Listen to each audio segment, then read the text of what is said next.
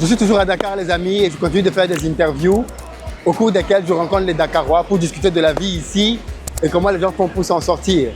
Maintenant, nous allons discuter avec un patron de presse qui va nous partager sa vision des choses et comment il pense qu'il faut devenir riche au Sénégal. Si vous avez envie, vous, de gagner 1 million de francs par mois, j'organise le samedi 9 août une formation dédiée à ce thème-là.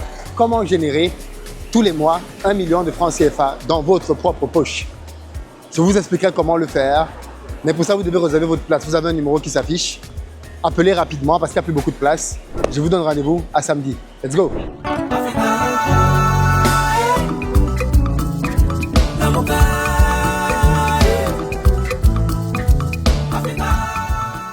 Bonjour. Ouais, bonjour cher ami. Comment ça va? Ça va, ça va? Ça va très bien. Ouais, Qu'est-ce que vous faites dans la vie?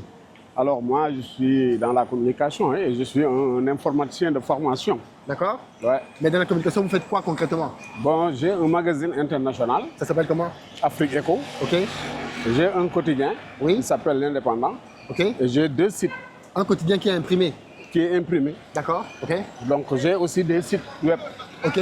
D'information Donc, toujours. d'information, c'est-à-dire chaque organe a un site. Rôle. Ok. A un site. Ok. L'Indépendant, c'est www.l'indépendant.sn. Ok. Afrique Echo, c'est www.afriqueecho.info. Ok. Ouais. Pourquoi ce besoin de vous investir autant dans l'information? Pourquoi vous voulez informer les gens? Bon, ça c'est un devoir citoyen. Hein. Vous savez que par exemple aujourd'hui, chaque personne, chaque individu a un rôle à jouer dans la société. Oui. Aujourd'hui, quelqu'un qui connaît, il y a quelqu'un qui ne connaît pas. Oui. Prenons 2 personnes. La première personne a les informations, l'autre n'en a pas. Oui. Alors toi, comment faire pour que l'autre personne puisse accéder à l'information? Pour que l'autre personne puisse savoir. Et il faut considérer savoir, parce que savoir aussi, c'est vague. Savoir ce qui peut être utile à toi, parce que la personne doit savoir comment vivre, comment se comporter dans la société, qu'est-ce qu'il faut savoir en réalité, comment fonctionne le pays. Mais on dit que... Maintenant, c'est à partir de ce moment-là qu'on sait que par exemple, on a un rôle à jouer, qu'on a mis en place un organe pour collecter les informations et les diffuser afin que les autres puissent accéder à l'information. Mais comment vous faites pour vous assurer que les informations que vous donnez sont véridiques? On a souvent un problème de véracité d'information. Ah d'accord, c'est-à-dire pour la véracité de l'information, Oui. pour être crédible, Oui. un organe de presse, pour être crédible, doit donner des informations qui sont vérifiées. Tout à fait. Parce que l'information, en fait, le rôle de l'information, le rôle du journaliste, d'une manière générale, c'est ce qu'on appelle la vérification après un recoupement. Oui. Donc, il faut recouper les informations, vérifier avant de diffuser. Tout à fait. Donc, c'est ça qui te permet maintenant de vérifier, avoir une bonne source d'ailleurs. D'accord. Il faut avoir une bonne source. Aujourd'hui, on te balance une information. Ton rôle et ton devoir, c'est d'aller vers l'information avant d'informer. Vous êtes patron d'un groupe de médias. Voilà. Est-ce que ça rapporte assez d'argent? Bon, c'est-à-dire que ça peut rapporter. Ok. Dans la mesure où tu exploites plusieurs volets. Parce qu'aujourd'hui, si par exemple ton organe est crédible, par exemple, c'est là où tu peux avoir de l'argent, c'est les publicités. Par exemple, il y a une société de production d'arachide, par exemple. Oui. La maison de production d'arachide a besoin de se faire connaître dans le monde, au Sénégal, partout. Maintenant, qu'est-ce qu'il va faire? Il va essayer de voir maintenant quel est l'organe qui est crédible, qui est visuel. Donc, il faut avoir aussi la visibilité. L'organe qui est crédible, qui sort des informations qui sont véridiques, va aller vers cet organe-là pour se faire connaître. Ça fait combien d'années que vous êtes dans ce secteur? Bon, ça fait depuis 2020, hein, depuis 2019. Dans 6 ans? Oui. Quel a été le plus gros contrat publicitaire que vous avez eu? Bon, j'ai eu des contrats avec beaucoup de sociétés, des banques. Mais le plus gros, c'était combien le montant? Bon, le montant... Sans dire la société, mais c'était combien le montant? Ah, le montant, c'est 6 millions. 6 millions. Ils vous ont donné 6 millions pour faire quoi? Pour véhiculer les informations venant de la société. D'accord. C'est-à-dire la société, par exemple, a besoin d'une visibilité. Oui. La société, par exemple, ne peut pas aller partout pour se faire connaître. Oui. Il faut que la société utilise un organe pour pouvoir accéder à beaucoup de sphères. Maintenant, nous, ce que nous faisons, dans un premier temps, c'est d'être visible. C'est-à-dire d'essayer d'être partout. Quand, par exemple, on produit un organe, un magazine, ce qu'il faut faire, c'est ce qu'on appelle la distribution. Il faut essayer de toucher les surfaces, beaucoup de surfaces. Les compagnies aériennes, les directions, les ministères, beaucoup de secteurs. C'est ça la visibilité. Les kiosques aussi. Maintenant, la société, par exemple, qui va nous confier sa publication, maintenant saura que, par exemple, sa publication va accéder, par exemple, dans tous ces secteurs-là. Et c'est comme ça que nous avons pu, avec nos commerciaux, essayer de conquérir d'autres sociétés qui sont venues et puis adhérer. Hein. Si quelqu'un vous dit aujourd'hui qu'il veut devenir riche au Sénégal, vous lui conseillez quel secteur? Bon, aujourd'hui, oui. Quelqu'un veut être riche, c'est l'agriculture. Pourquoi? Parce que l'agriculture, c'est un secteur qui est en réalité transversal. Parce qu'avec l'agriculture, tu peux développer beaucoup de secteurs, plusieurs secteurs. Ça dit ce qu'on appelle une chaîne de valeur. Le cultivateur, tu as le terrain, par exemple, tu cultives, tu transportes, tu commercialises, tu exportes, tu consommes. Et si tu utilises, par exemple, toute cette chaîne de valeur-là, donc chaque secteur est porteur d'intérêt. Il faut donc produire des ressources. Le transport, il y a la consommation, il y a par exemple la distribution. Et pourtant, les agriculteurs dans nos pays sont pauvres en général. Oui, c'est ça le problème. C'est-à-dire une agriculture, c'est qu'on n'a pas pris en réalité au sérieux ce secteur. Parce que par exemple, si vous voulez développer quelque chose, il faut essayer de mettre les moyens. Aujourd'hui, si vous voulez développer un secteur, essayez d'abord de mettre les moyens, d'étudier donc l'environnement. Si tu as des terres, quand tu as des terres, il faut mettre par exemple, avoir la logistique pour faire une bonne agriculture. Une agriculture rentable, il faut vraiment une bonne logistique. Mais si par exemple l'agriculture que nos parents ont l'habitude de pratiquer depuis des décennies, parce qu'en réalité, moi, je suis issu d'une famille cultivateur. Donc, on cultivait le champ. Mais c'est ça qu'on appelle la culture familiale. Donc, c'est juste une exploitation d'une parcelle et juste pour vivre. Et malheureusement, nous, quand nous avons grandi, nous avons laissé ce secteur-là comme ça. On n'a pas essayé de faire évoluer ce secteur. Maintenant, comment évoluer ce secteur? C'est, par exemple, de se rendre compte que le secteur peut quitter le point A pour aller au point B. C'est ça qu'on appelle le développement. Mais si maintenant, moi, je suis né dans cette famille, je trouve que, par exemple, le secteur est au point B, je le laisse au point B, on n'a pas développé. Alors, vous savez que l'agriculture rapporte de l'argent, ouais. Mais vous êtes dans la presse. Pourquoi pas dans l'agriculture? Non, c'est que vous m'avez dit, quelqu'un veut être riche au Sénégal. Mais vous ne voulez pas être riche? Non, je ne veux pas être riche. Pourquoi? La richesse a beaucoup de significations aussi. Hein? Riche financièrement. Ah voilà. Riche financièrement. Vous ne voulez pas être riche financièrement? Si. Ah si. Je veux être riche financièrement. Et pourquoi vous n'êtes pas dans l'agriculture qui rapporte beaucoup d'argent? Non, c'est-à-dire il y a des options. Ok. Il y a des options. Par exemple, moi aujourd'hui, je suis dans la communication. Oui. Moi, je sais que par exemple, la communication peut m'apporter beaucoup de choses. Sur le plan relationnel et sur beaucoup de plans. Parce que même sur le plan international, moi, si j'ai des conventions avec des États, par exemple, moi, je peux avoir beaucoup d'argent là-dedans. Mais cela ne veut pas dire, par exemple, qu'aujourd'hui, si par exemple j'ai de l'argent là-bas, je ne peux pas investir dans d'autres secteurs. Et si aujourd'hui... Vous travaillez depuis combien d'années? Non, moi je travaille au total, depuis que vous avez commencé à travailler? Non, moi j'ai commencé à travailler il y a 15 ans. Donc depuis 15 ans que vous travaillez? Oui, mais je ne suis pas dans un secteur fixe. Oui, vous avez changé avant d'arriver... Je change de secteur à chaque fois. En 15 ans de travail, ouais. Est-ce que vous avez pu bâtir un patrimoine digne de vos 15 années de travail? Un patrimoine de quoi? Immobilier? Non, non. Qu'est-ce que vous avez fait de votre argent en 15 ans? Non, 15 années de salaire, 15 années de business. Non, c'est-à-dire que, est-ce que, par exemple, les secteurs que j'ai traversés, Oui. est-ce que j'ai pu avoir de l'argent pour bâtir quelque chose? Ça, Est-ce que pourquoi, par exemple, aujourd'hui, c'est je votre commence... responsabilité Est-ce que, par de exemple... choisir les bons secteurs. Non, c'est-à-dire, par exemple, si c'était, par exemple, si j'étais figé sur un secteur, Oui, alors là, par exemple, je dirais que le secteur là, ça marche, je ne change pas de secteur. oui. Maintenant, si je suis dans un secteur et je trouve, par exemple, que ce secteur ne me rapporte pas ce que je veux, je peux changer de secteur. Oui.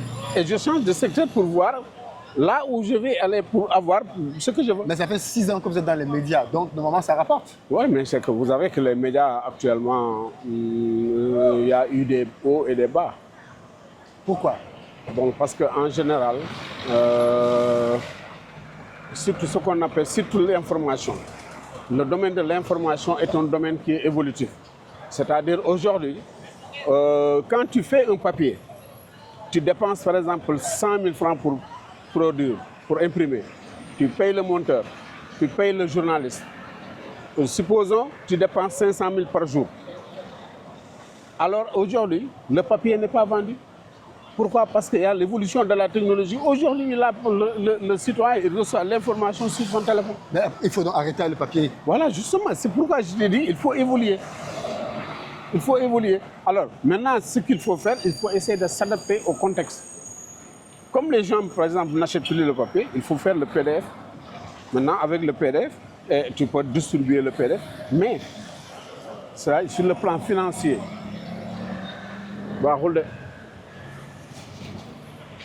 sur le plan financier, vous ne pouvez pas avoir de l'argent parce que aujourd'hui, le PDF, C'est facilement piratable, ça. c'est facilement piratable. En plus, c'est pas facilement commerciable. Oui, on n'achète pas le PDF. Voilà, justement, il y a des gens, il y a des plateformes qu'on a créées en Côte d'Ivoire. En Côte d'Ivoire, on a créé une plateforme où tu peux acheter le PDF.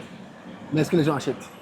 Bon, ils achètent, mais le problème, c'est que le montant est tout minime par rapport aux charges de l'employeur. Ça veut dire que le métier de la communication sont en train de disparaître. Voilà, justement, ce n'est pas la communication qui disparaît. Parce qu'on Le métier de discute. l'information. Voilà, justement. C'est-à-dire, aujourd'hui, on a même commencé à refuser le terme journaliste et presse. Pourquoi? Parce qu'actuellement, il faut élargir le domaine et appeler la communication. On appelle maintenant la communication. Parce qu'aujourd'hui, la communication, ça renferme beaucoup de Vous secteurs. avez une famille? Des enfants? Oui, j'ai des enfants. Est-ce que votre métier vous permet de bien prendre en charge votre famille? Oui. Je prends bien en charge mon famille. Donc vous payez tout ce qu'il faut à la maison Ah ouais. grâce à votre Non, travail? grâce à mon travail. D'accord. Ah ouais. Je paye bien, moi, je m'occupe de ma famille. Vraiment, je On vis dit bien. qu'ici au Sénégal, vous vivez bien. Ah oui, je vis très bien. Comment vous savez que vous vivez bien? Vous avez une voiture? Vous avez deux voitures? Ah oui, oui, je vis très Vous avez bien. quoi comme voiture? Vous savez que la vie, la conception de vivre bien, ça dépend de la personne. C'est vrai. Vous vivez bien, pourquoi? Voilà, justement, parce que je suis en paix. Oui. Je n'ai pas de problème avec personne. Oui. Donc, je n'ai pas de dette. Vous n'avez pas de dettes? Non, non, je Et ça, c'est bien ne suis vivre? pas endetté. Mais si vous n'êtes pas endetté, vous, c'est que c'est pas Non, bon. non, si. Pourquoi c'est bon? C'est-à-dire, ne pas s'endetter n'est pas une priorité. D'accord. Ah oui, on peut vivre sans s'endetter. Est-ce que s'endetter vous avez une est maison? une règle? Vous avez une maison? J'ai deux maisons. Vous avez construit vos maisons comment? En Ah fonds non, propres? en fonds propres, oui. Pas de dettes. Ah non, pas de dette. Pas de dette. J'ai construit ma maison à Kaolack. Moi, je suis de Kaolack. Vous êtes contre la dette? En principe, je suis contre la dette. Parce que je suis contre la dette. Aujourd'hui, par exemple, moi, je dépense par exemple 100 000 francs par jour. Par exemple, je donne un exemple. Parce que mes besoins sont limités à 100 000 francs. Donc, je vais faire de telle sorte que mes besoins ne dépassent pas 100 000 francs. Sinon, je vais vivre au-delà de mes moyens. Et à partir de ce moment-là, je vais faire un appel à la dette. Donc, pour ne pas avoir appel à la dette, tu t'assures de vivre en dessous de tes moyens. Voilà, justement. Il faut vivre en dessous de tes moyens. Et là, tu vas vivre bien parce que tu n'auras pas de stress, tu n'auras pas de pression. Et là, si tu es en bonne santé, tu n'as pas de démêlés avec les gens, disons la justice, tu es tranquille. Tu es heureux. Là, oui, tu es heureux. Tu sors là où tu veux, quand tu veux, et puis tu prends ton téléphone quand tu veux. Mais est-ce que les enfants sont heureux? Est-ce que les Ah oui, enfants ils sont disent, heureux. Papa, achète tout ce dont on a besoin. Oui, Il ne manque de rien. de rien. Au contraire, je veux faire quelque chose, il me dit non, papa, il faut laisser ça. C'est pas grave. Tu as déjà trop fait. Non, c'est bon, franchement. C'est très bien ça. Ah oui. C'est-à-dire ça aussi, c'est une question d'éducation. C'est une question d'éducation. C'est-à-dire qu'il faut inculquer à l'enfant des valeurs. Les valeurs, c'est se suffire à toi-même. Il ne faut pas regarder l'autre parce qu'il a ceci que toi, tu dois l'avoir. Et tu n'as pas les moyens et tes parents n'ont pas les moyens. Tu risques maintenant d'entrer tes parents dans une situation extrêmement grave. Compliqué. Et même toi, tu risques de te faire tenter par d'autres choses. C'est vrai. Et ça, c'est une question d'éducation. C'est vrai. Donc l'éducation, en réalité, ce qui nous arrive aujourd'hui, là, nos pays africains, là, c'est une question d'éducation. C'est-à-dire on n'apprend pas à l'enfant, dès le bas âge, la gestion. La gestion. L'enfant, dès le bas âge, tu lui inculques ses valeurs de gestion. Quand il a 100 francs, il doit aller à l'école. Comment il doit gérer ses 100 francs? Aujourd'hui, ici, on ne l'a pas. C'est cette éducation de base-là qui nous a amenés dans cette situation aujourd'hui. On ne sait même pas ce qu'on doit faire. Tu vois quelqu'un qui grandit jusqu'à 40 ans, il ne sait même pas ce qu'il doit faire. C'est ça le problème. En Afrique, c'est ce qui nous est arrivé. C'est que pour nous développer, ça va être très compliqué. Il va falloir raser tout et faire germer une nouvelle génération à laquelle on va inculquer des valeurs. Et ça, c'est pas facile. C'est pas facile. Pas facile, hein? On va vivre comme ça. Hein? Les générations, ils vont naître, grandir, vivre, mourir. D'autres viennent.